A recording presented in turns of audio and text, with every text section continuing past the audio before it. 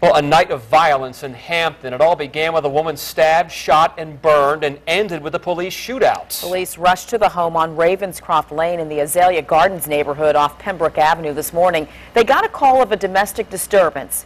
That ended with 4 people dead. We have team coverage of this investigation. Katie Collette's at the scene. And Stephanie Harris spent the day learning more about the victims. But first, Katie spoke with neighbors and a good friend of the family. Katie. Tom and Nicole, you can take a look and see crews are still here. They are still going in and out of this home.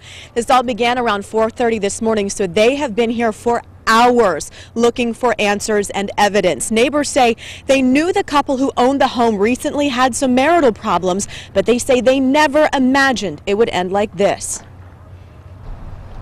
It's kind of eerie right now. The daylight shows the reality of this morning's deadly chaos.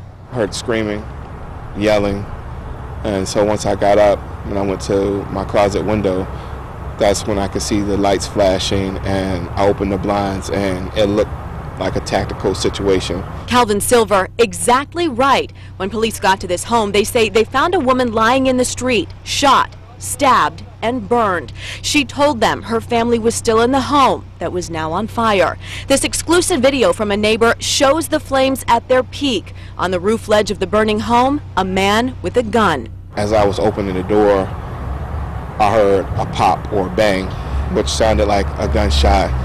And at that time, the officers, they were standing behind police cars and fire trucks. They told me to go back in. At that moment, police say the man on the roof fired at them and they shot back. Silver watched through his window. At that point, he was pretty much lifeless. And that's when the firemen started to try to get into the house and try to put out the fire. When firefighters went inside, they made a tragic find, something Silver hoped wasn't the case. I was asking the firefighters, I was like, did the baby get out? Did you get the baby out? And sadly, investigators say the baby did not survive. They say they found her little body next to a woman who also passed away. While crews hurried to put the fire out, emergency workers rushed the woman found in the street and the suspect to the hospital. That's where police say both of them died. Devastating news for Silver to hear. It hits me real hard. And the one thing in particular is that, the baby girl is only 1 year old, and, and she's gone, for something senseless. And we're back here live along Ravenscroft Lane, and you can see the investigation continues. Investigators trying to figure out exactly what went wrong here.